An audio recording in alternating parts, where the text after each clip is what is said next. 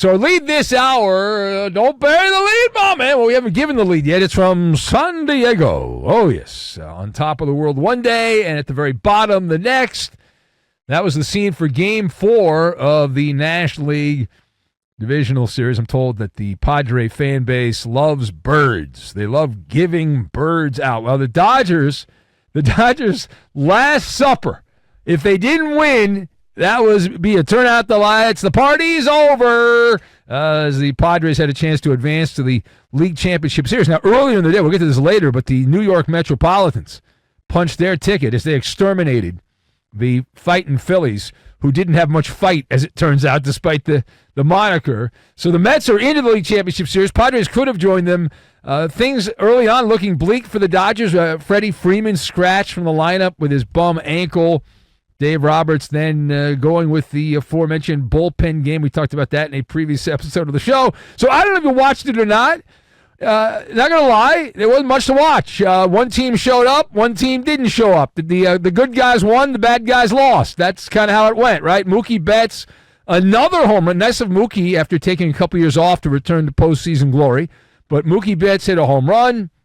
He had Shohei Ohtani, a ribby single. The Dodgers, they didn't just win, they vaporized. They vaporized Dylan Cease and a gaggle of relievers. Dodgers 8, San Diego Zippo in Game 5 of the divisional series. So also had home runs. Will Smith, Gavin Lux each hit 2-run homers for the Bums, who did not play like bums on this night. So the Dodgers snap a 2-game losing streak. Now they return home, and it's on like Donkey Kong. Friday. That's by the way, the largest shutout win in Dodger postseason history with a bloody bullpen game. How pathetic is that? All right, so let us discuss. Now, the better story is in the losers' locker room, and that would be San Diego's locker room, because they lost, and they lost in epic fashion, 8-0. Good evening and good night, the whole thing. All right, so the question for the esteemed panel, can you explain what went wrong in this performance for the Padres here? What went wrong? Can you explain what happened there? So I've got Big Top, Cabaret, and Potluck Dinner. And we will mix all of these things together, and we will spit out a Maller monologue is what we're going to do. So they got all the dance moves, but on this night they forgot. It's like going to Broadway to see a musical, and then they forget how to dance. That's what the Padres did. They were not dancing out there. And if my math is correct, that's now 15 innings with nothing on the board for the Padres. You can hang a star on that one. The Pod Squad, 15 innings of baseball, last 15, no runs. Dodgers have outscored them 12-0 in this stretch.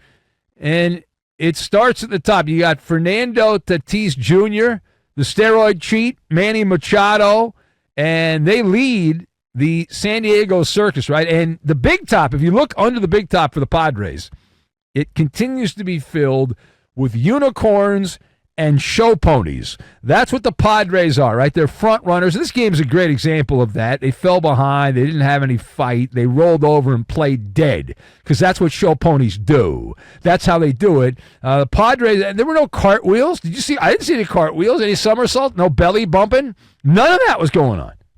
Padres had 9 at-bats with runners in scoring position, and they had as many hits as you had. And I had the same number as we had, they had. Now, Fernando Tatis Jr., the strutting star there, I guess he forgot all those chest puffs and the pelvic thrusts and the arrogant struts and all that. None of that happened. I didn't see any of that on the field. Now, in 2 games, 18 innings of baseball, the Padres scored in 1 inning in their own ballpark. How pathetic is that? I'd be so embarrassed if I liked the Padres. I'd be like, oh, my God, it's so embarrassing. My God. They passed out those little yellow towels, and they couldn't do anything. All right, now, page 2. Several of you sent me emails during this game as the game was evolving saying, hey, you got to change your position now. All right, so let me address the Gila monster in the room.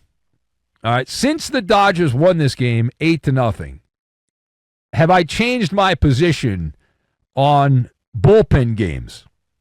The answer, I got two letters for you, N and O. That's two letters, N plus O equals no.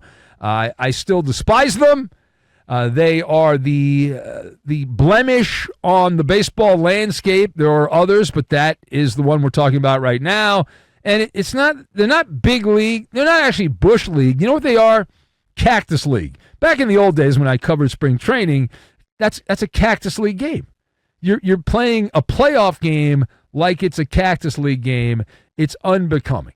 It's something that should only be done in spring training.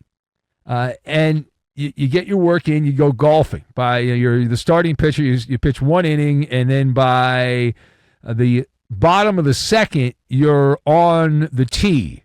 That's usually how that works. But it's a cabaret. Think of this like a cabaret. You're at the cabaret, and you want the dinner and the show. Well, the dinner is milk toast. That's the dinner, and the show is watching paint dry. I don't know anyone that thinks that's entertaining. I've never met. Oh, I love bringing in another reliever. I'm so horny. Nobody's like that, right? Nobody wants that. It's insane. But yet, this is again the nerd influence in sports, and it's like, well, look at the numbers. Oh yeah, it works great until one of the guys had a bad breakfast and vomits all over the mound. Then suddenly it doesn't work anymore. But we'll forget about the days that happens and remember days like this when it goes the other way. But I would like to, when I become the commissioner of baseball, make starters matter. Make them great again. And stop all this nerd dogma about bullpen games and all this. Even though it worked, it doesn't mean I like it. Now, Yu Darvish is going to pitch for the Padres on Friday in the elimination game, and Dave Roberts, if I saw this correctly, he said to be determined. It had been assumed the Dodgers were going to start their $300+ million starting pitcher, but apparently they're not so sure about that. But who has the edge?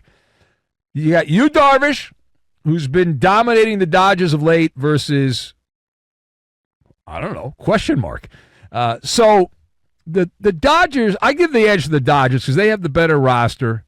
And the Padre players will end up inevitably getting into some kind of rhubarb with the Dodger fan base, and they'll be distracted and all that. But the key denominator here is that Mookie Betts has started to perform.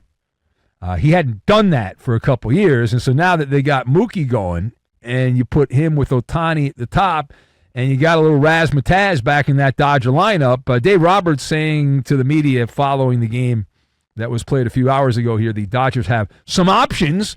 What are those options? They include another bullpen game. That's just what I want to see, because that'll be the bullpen game that one or two of the guys goes out there and has diarrhea on the mound, and then you lose.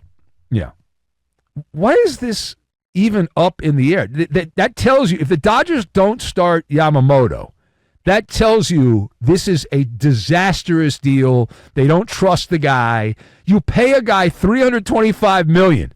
You take him from Japan. You can't pitch him in an elimination game in your own ballpark. You don't trust the guy? You got to pitch him. And he's got to go out there and have the big ball dance out on the mound and get it done. I hear, you can't pitch him. What, you're afraid? They came up with that bullcrap excuse the other day. Well, he was tipping his pitches. My entire life, anytime a pitcher that's got a big contract or some kind of name value, they're never just bad. It's always, well, he was tipping his pitches or this, that, or the other. Stop. All right, now, the last word here, we do not want to dismiss the National League other half of the bracket, as that has come to an end in the divisional round in Queens, and you can flush away a team from Philadelphia as Francisco Lindor blasted a game-changing grand salami, and that was in the sixth inning as the Mets said bye-bye. They said bye-bye to the Phillies 4-1. They win in 4 games. New York's other baseball team, the one not as popular as the Yankees, advances now to the League Championship Series where they await the Dodgers or the Padres, and the Mets were so pathetic this year, it doesn't matter who wins.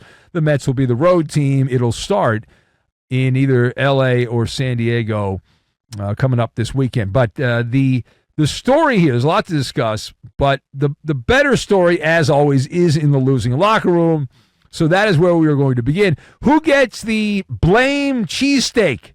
Who gets the blame cheesesteak for the Phillies being eliminated from the National League Divisional Series? So this is not just a cheesesteak. Okay, this is a potluck dinner is what this is. And you got the potato salad over here. Nobody wants potato salad. You got that over there. You got some moldy mac and cheese over there. That's what you got, right? We'll start with the offense. You've heard of feast or famine. How about famine?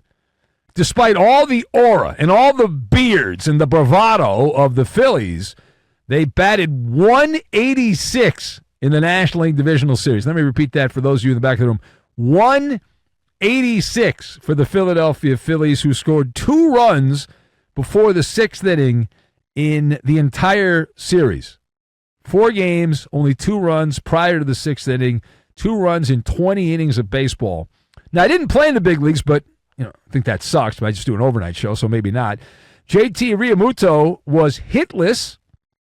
I don't think that's good in the entire series. He did not have a hit. Alex Baum was benched because he bombed out there. He was benched in Game 2. He had 13 at-bats, went 1 for 13 for the Phillies. How about the 6 through 9 hitters collectively for the Fightin' Phils in this series? They had 52 at-bats. They had 4 hits. That's Highway 077 for the Philadelphia Phillies. But the biggest cause of defeat of them all, the snake-bit bullpen of the Philadelphia Phillies. The gas cans were out. Philly relievers, I still can't believe the numbers on this. The Philadelphia bullpen in 12 2/3 innings allowed 17 runs, 16 earned runs, for an earned run average of 11.3 in a playoff series. 11.3. They had 38 outs and allowed 28 base runners, the Phillies. You know what that is? Deplorable.